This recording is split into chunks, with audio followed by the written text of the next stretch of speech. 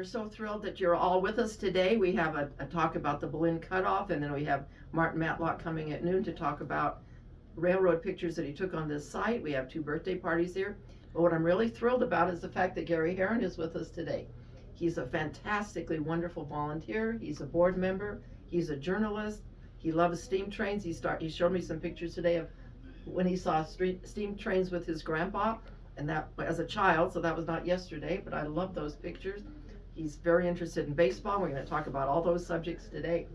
Thanks, Leba. I'm happy to be here. Thank you very much. And our goal, of course, is to inspire other children to love the idea of trains and cars and airplanes and progress of society through moving. So, in our history and our culture. And then, go ahead. Well, I was thinking one thing that's a common denominator for a lot of the volunteers is we're enjoying things now in a later stage of our life that we enjoyed as children, which includes trains and, as you said, cars. I don't know. I've got a lot of friends. I don't know anybody that doesn't get excited seeing that model car room, and most of them like locomotives. And a buddy and I went up to Ogden, Utah to see the Union Pacific 4014 a few months ago. That was a long trip to see a steam locomotive. And after my little thing at the wheels this morning, I'm going to a baseball card show at a local hotel because I collected baseball cards as a little kid, and I still do that. See? Although I should be getting rid of that. We don't grow up, do we? No, we don't grow up. We don't want to. It's our connection with our youth, which we like to think we never lose. That's right. So That joy. chronologically, I'm getting older, but up here, still fun. I'm still a little kid. And I knew you'd get that baseball card thing in there because you do have a club that meets here also. You want That's to tell right. everybody about that? Leba's been kind enough to let my baseball card collecting club meet here monthly. We've had 2 meetings with the 3rd coming up a week from Monday. And we're about to change the name because some people didn't like the moniker Old Farts Baseball Club. It began with just myself and 3 guys whose name was Joe. We had Old Joe, New Joe, and Other Joe. I said, I'll be Sloppy Joe. And we started meeting monthly, just 4 of us. We talk about baseball cards. We trade. We had show and tell. The club has grown. We had 14 members at our last meeting. We get together. We have pizza and Pepsi and enjoy. That ends up being 2 hours.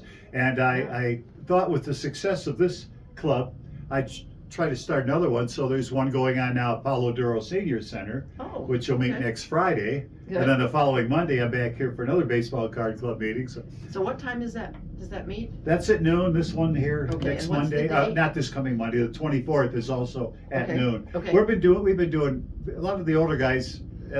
Our love for baseball and baseball cards is in common, but not a lot of us love driving after dark. Right, sure. So we've been doing them in the afternoon. Now, if anybody wants to call you with an idea, let's say somebody has an idea for an article in a magazine, or they have an idea that they want to come to the baseball club, or they want to talk to you about some of these common interests that we have, would you be willing to give your phone number or contact information? Sure, of course. Okay. The 505-980-8341. Okay, good. That's my cell phone, and you can connect with me and give me your ideas. Okay, good.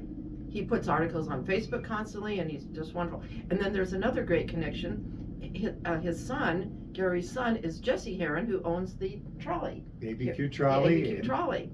So we're friends, and they've done events in here, and we hope they'll do many, many more. And they come by at Wheels every day, and we wave to them and all the tourists that come. And he's doing a great thing for Albuquerque. Right, he got into the tourism and actually hospitality industry many years ago when he started ABQ Trolley, open air trolley, and making the tours. He has since invested in what used to be a bordello, the south end of the Sawmill District at 12th and Bellama, called Painted Lady Bed and Brew, and people can go there, spend a night or two. He can officiate weddings. He's got what used to be a trolley in the back of his property. And he's got that fixed up with a stereo system, and people go in there that are staying overnight, can read the paper, have coffee, talk, and then he does a lot of presentations out there. I'm doing a baseball presentation there on April 24th. So that's wonderful. And like the museum, that doesn't pay anything either. Sure, see, that's what's good about it. Don't have to worry about that, about taxes on that. Yeah, that's right. No taxes on nothing. Good right. Point. Yeah, we do weddings here. We do birthday parties, all kinds of events. And I think what you're saying is so interesting. I think we've all been able to bring this neighborhood up a great deal with our efforts, and people are coming from all over the world to see us and to see him and to go around, walk around, and drive around and see all the improvements that we're making in this neighborhood that we all love, and we love our history here and our culture here, and we want to save that. We are working with several potential developers on the machine shop now, and on the Babbitt and welding shop, and they've asked me, how do you want it to be? And I've made it patently clear, we want it to be like it is as much as possible. We want to save the important significance of the development of our state through this rail yard. We don't want it to look like New York City or any place else, or modernize it. Of course, the buildings will have to be rehabbed, but we want the flavor. People have asked me a million times, why don't you fix up the floor in Wheels Museum? Why don't you paint the concrete floor? I don't want to. I love the sort of ripped up character of it, and the halfway dirty character of, we try to keep it clean, but the spots from 100 years ago from the men who worked here. And this Boleyn cutoff, there are quite a few men here today who were train masters and important people in the railroad, and they're here and they're loving the fact that they can come into their old building and it looks like it did, and not like some modern thing with blue carpeting. The key word is vintage. Exactly. And those people in Boleyn that know about the Boleyn cutoff, which saved the ATSF, well, it was a longer route than coming through the Raton Pass, but they didn't have the mountainous. Right. That's why they built that in like 1907. Yeah. Followed 3 years later by the construction of the Harvey House, which is still there in Boleyn. It's not exactly as it was, but they've done a great job. Yes. I was down there in Boleyn in '85, and the ATSF wanted to just level it and make it a parking lot. And I thought, well, they did that at the Alvarado, That's and right. it wasn't even a good parking lot. So the city of Boleyn banded together with citizens and got the ATSF to donate that Harvey House, which is one of the few still standing. Yeah. Another interesting point I'd like to make about my love for baseball and the museum, Wheels Museum, and there's 2 seats from Tingley Field back there, is back in the early 1920s, the apprentices that worked on the railroad loved playing baseball, and they arranged to lease some land from the city about 6 blocks away over at 8th Street and Stover. It's later known as Tingley Field. It was part of Rio Grande Park. They built a diamond there. It was called Apprentice Field. And when they had the first professional baseball team here in 1932, they upgraded it, built a stadium. It was still known as Apprentice Field, but the guys who were working on it to build it, a WPA project, they decided they're going to call it Tingley Field in honor of Mayor Clyde Tingley. Yes. So what I always enjoyed was my connection with baseball and the railroad, and seeing those seats back there was really cool. And I'm doing a project to have the city commemorate where Tingley Field once was. And of course, in my long, lengthy document about Tingley Field and its history is a lot about the apprentices, and they had their own team. They would play apprentices from Winslow, from Santa Fe, and baseball's always been a common denominator. It was actually here before the railroad, because they were playing in the 1880s, and train got here about 1880s. Close enough. Close enough. That's a wonderful connection. And I also would like to say that in terms of the apprentices, they had a band, and they did many things to bring the community together. There were 27 nationalities who came here to work on the railroad and made us a wonderful melting pot. Sports, music, other things that they did to bring our community to love each other. And that's one of the things that I'm so happy I grew up here, that we have that feeling about each other here in Albuquerque. Well, and I live in the Heights, but when I come down here a couple times a week, and I end up coming down Lead and just seeing the old homes on that side of the overpass, and coming down 2nd Street and seeing what's still in existence that was here close to 100 years ago or more. Right. That's right. It's amazing that they've been kept in essence the way they were. Yeah, that's right. That's right. These neighborhoods were built by the railroad. I'm curious, you've been a journalist, and an important journalist for 4.5 decades or what, something like that. I grew up here reading the Tribune and the Journal and many, many magazines. We've been in many, many magazines. You're helping us with that. Has journalism changed much over these Funny decades? you would ask that in the age of the internet, because it's changed substantially. When I started at the Valencia County News Bulletin down in Boleyn, which also served rest of Valencia County, mostly Los Lunas, Tomé, Valencia, Bosque Farms. It was, I type out my stories on a typewriter, and once the editor approved them with the little marks, then they would be typeset, and a long strip would come out, and we'd trim that and then wax it and lay it down on sheets of paper, the actual pages, with an X-Acto knife. Photos, black and white, only film. We had a dark room. I had to learn how to develop film. And then we'd have to cut that. It'd have to be screened, cut that, wax that, paste that down, box it up, take it to the printer. Actually, in those days, we'd take it down to the bus station and it would go to whatever firm was printing it at the time. And then when I started at the Rio Rancho Observer in 2000, we were doing a similar process. So this is 20 plus years later. Yeah. Same thing, waxing the paper, boxing it up, but we drive it all the way to Grants to be printed. Now, if you flash forward another decade or two with the internet, cell phones, digital photography, I mean, what used to take how long to take a photo, develop it, get it on a newspaper, get it printed, get it out to the public. Wow. I could take a picture right now and have it on our Facebook page and people would see it seconds later. Now that doesn't mean the quality is improved of the, or the integrity of who's doing that, because we know there's bloggers, there's people that don't have integrity maybe or scruples like us veteran journalists have. It has changed a lot. I know I'm old school and all that. I kind of miss the old days. I like the luxury of getting something out as fast as we can. But newspapers, I think print's going to be dead in a few years because people like reading their phones for some reason. I like going out in the morning and picking up the newspaper. So photography's made great advances. Plus, if we went out to take a photo of an event or so, we would maybe have a roll of 24 frames. Right. So you'd have to be diligent because that was expensive. So you might take a roll of 24, you hope something came out because you couldn't look at it like you can through a digital camera. Now, I've got a friend that'll go to a football game and take 3,000 images and end up using one of them. So it takes a lot more time. I prefer to work smart instead of working hard, but that's working hard. But the editing process is a lot quicker. I've also been in radio, and that's changed a lot because I used to be a DJ, read the news. I used to have to record Paul Harvey in the morning and play it back at noon, and play the commercials on an 8-track thing, and obviously that's changed a lot with proliferation of satellite radio. Other than Bobby Box, there's not a lot of long-time DJs around. Right. So I've seen, everybody's seen the world change. My parents saw the world change. They were adults when the atomic bomb was dropped. But and again, if we go back to history, that's what I like. I've been down to the Trinity site. I've been up to Los Alamos recently. I've been able to kind of have a hand. It's neat to be someplace where history happened. That's right. That's so wonderful. We have a communications room here, and we have a telegraph machine, we have typewriters, we have a printing press, and one of the children come in and they see the typewriter and they can't imagine what it is, and they love it, and they start typing and try to break that typewriter.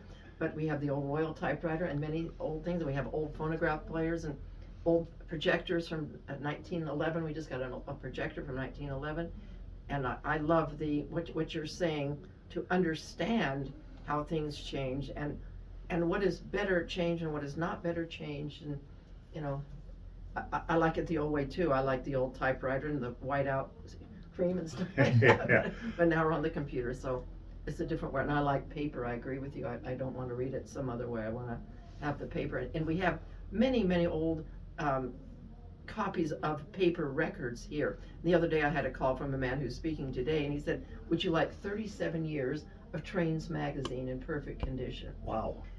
And some of them are bound, and well, where are we going to put them? I said, I cannot reject 37 years of Trains magazine. These are very important historic publications. We do have them here. We do have libraries here, and we also give gifts to children, other people who are interested of things like that, so they can really begin a strong interest in technology and history and what's going on. Well, the other thing is when people start aging, and everybody, I like to see that. I'm getting older. Well, everybody's getting older, right? And it beats the alternative. People that are in the 70s, 80s, they need some place for these documents to go. Like I asked, what are you going to do with all your baseball stuff? I've got a room. It's a baseball room. It's got historic Hall of Famers, autographs and stuff, and I've got jerseys and bats and baseballs, and wow. I used to have 100,000 baseball cards, but I've started to whittle that down. And my son Jesse, we mentioned, is not a big baseball fan. So where does this end? I'm hoping sometime I can have all this stuff in a room that becomes sort of a place for research, baseball research, because I've got old programs from the Albuquerque Dukes, and I've been going to Dukes games since '75, and I've acquired some stuff about Tingley Field in the process of doing that. But I'd like to have that end someplace instead of just having my wife put it out in the driveway and having an estate sale. There's nothing spookier than going through somebody's home where they once That's lived, right. and That's right. you know, people lived here. A Christmas tree was probably over there, and Uh-huh. their paintings, and Sad. they're selling that stuff. It's Sure, like, God, a it's family real lived here sad. at one time. Yeah, we get a lot of donations that way. Okay, well, let me ask you this, and you don't have to answer if you don't want to. But in your collection of 100,000 cards and all the things you have, maybe you don't want to tell the public, but do you have something that you hold the closest to your heart? Well, I do like my single signed Casey Stengel baseball, because you know Oh, he wow. died in 1975, so obviously he signed it before then, and my wife's father obtained that many years ago, and that's, people would have to know where to find this particular stuff. And I've also got a game worn jersey of Larry Walker, who played for the Expos and the Cardinals and the Rockies, and he's in the Baseball Hall of Fame, and it's legit. And like I said, I'm going to the card show today.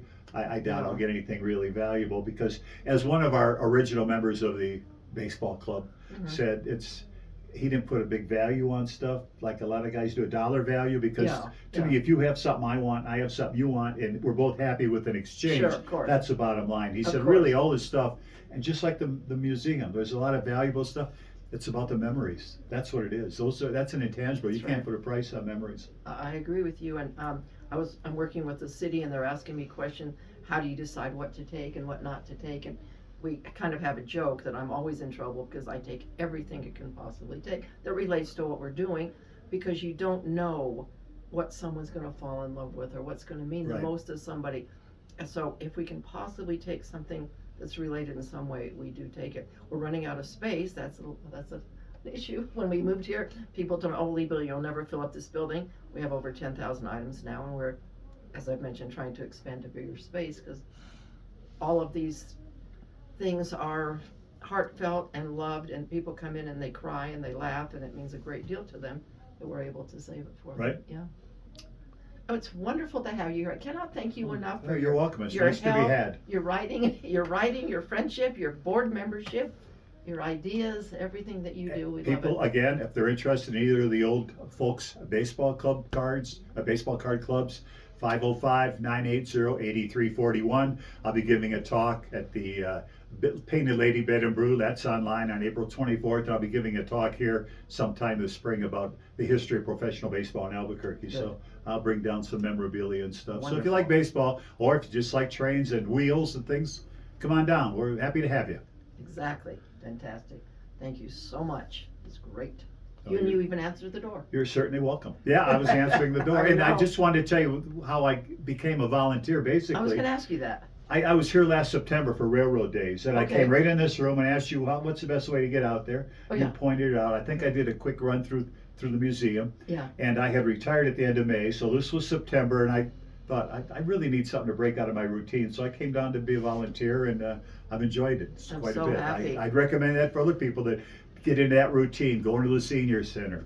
Come on. And you may know, I probably told you that once you are a volunteer here, you can never leave. So just so you know. The Just door locks, it only goes in. drag It my doesn't- body out, and we're good to go. That's it. You're here forever. And we have a lot of fun, and we stay young and happy that way, helping others too. Oh, one more story. The other day, I had about 60 kids coming in, and another 50 or 60, and I said to you off the cuff, could you take half of them and take them in the back, and I'll do, and you said, oh, sure. So that was huge that you did that. I wanted to thank you for that. So all those children were happy, and they enjoyed, and they had a wonderful time, and Yeah, well, let's so hope so. thank you. So we all pitch in here and try to make great things happen. I'm really grateful to you. Thank you. On April 19th, we have the train club meeting from 9 to 11. You're welcome to come to that. It's a lot of fun if you're interested in model trains. And then at noon, we have Michael Perlin, who is a very, very wonderful person. And he is a wonderful artist and a wonderful writer. And he's written a book called Butchers, Bakers, and Candlestick Makers about famous homes and properties in Albuquerque. And that's a free event at noon on April 19th. And it's going to be a wonderful, wonderful, interesting event to anybody who's interested in Albuquerque and the development of Albuquerque and the most important homes in Albuquerque. So please come to that. On the 26th, we have Ron Perea, who's going to be coming at 11 o'clock to talk about Ernie Pyle, one of the most important people who ever lived here. The library is named after him and very important historically, and Ron has done a tremendous amount of research, and he's written many books, and he's been a speaker here many times. So it's wonderful to have him. And that's at 11. And at 12, On that same day, we have Gary Costley coming to play music, and that'll be a lot of fun to hear him. He's a fascinating musician and plays many instruments, and you're going to love it, I think, and that's $10 to hear him. But Ron Perea's event is free, so have a serious event and then come and listen to the music. So on May 10th, we have Roy Liebarger, and he's coming at 10 o'clock to talk about the history of his family as to railroading. Fascinating person, and I think it's going to be a wonderful event, so I hope that you will come May 10th at 10 o'clock to hear Roy Liebarger. On the 17th of May, again, the train club is meeting from 9 to 11, and then we have Donna Pedacci coming, and I can't wait to hear this. She's coming at noon. She's a friend of Wheels, and she's coming to talk a book she's written about women warriors. So now maybe is a time when we need women warriors, and I guess we've always needed them, and she's going to tell us how to be one and talk about people who have already done that. On the 24th of May, we have Mike Katko is going to talk about his book, The Poetry of War. That's at 1 o'clock. He was here recently, and he had a huge crowd, and everybody loves him. He was the superintendent of schools, and it's a very, very kind, wonderful, interesting person who's very capable as a speaker. That should be very, very interesting. And on that same day, we have Ron Panabov coming, and he's also a fabulous speaker, and he's a veteran. He talks at the Veterans Memorial. He's coming that day at 10 o'clock to talk about what happened to the telegram. And he has wonderful pictures and stories about what happened to the telegram. And the people who come will be able to write a telegram and send it to someone. And it's going to be a very interesting and fun and very historic and sentimental event that day. On the 31st, we have Michelle Adams. She's coming as a storyteller at 10 o'clock. She's a fascinating, lovely, lovely person, and she has puppet shows and storytelling, and that's very interesting. And also on that day, we have John Taylor. That's the 31st of May. We have John Taylor coming from 12 to 2 to talk about the treasures of the Luna Mansion in Los Lunas. And that's always been a home that's been fascinating to me and to many, many people. He's going to talk about the people who lived here and the history of the Luna Mansion. So I hope that you will come to that event. We've been very lucky. We've been getting great crowds, and that's why we're here. We get up early in the morning on Saturday as volunteers. We come down waiting for you, and we would be very sad if you were not here with us. On the 7th of June, there's something that I find very, very exciting. There's a man named Mike Kimmel who is a movie and television star. He did over 50 performances with Jay Leno. He's been in many movies. He's a character actor, and he's sort of retired now. And he's at 10 o'clock in the morning, he's going to teach children how to act. And it's going to be very, very nice. It's a very wholesome, wonderful opportunity to learn how to ad lib and how to innovate and how to act. And he's written some books with monologues for children, and they can learn a one-page monologue and they can present it. So I think it's very important to know how to be on the stage, and he's a super kind man. So please, if you're interested in that, we'd love to have you come. Mike Kimmel, you can look him up on the web and you'll see him. He's a character actor, and he's a very, very nice person. On the 14th of June, we have Mike Katko coming back, and he's going to tell New Mexico stories at noon. And again, he's a wonderful, wonderful person. And we have a show by Will Itoh, I-T-O-H, at 10 o'clock on the 14th of June. And it's a photography show of interesting photography that he's done. So I think you will all love that. He's quite a famous photographer. On the 28th of June, we're going to have Suzanne Stouffer, and she's going to talk about the fried chicken Castaneda. So this is going to be about the Castaneda Hotel. So that's going to be very, very interesting. And that's at 11 o'clock in the morning. So we have a lot of things coming up that will be fascinating, and we're always looking for more. So if you have an idea for an event or a presentation, please let us know at 505-243-6269. We're a nonprofit. We're volunteers here trying to help Albuquerque, help the rail yard, help our communities to save our history and our culture, and talk about the past, the present, the future of transportation, and the people who made it all happen. Thank you very much.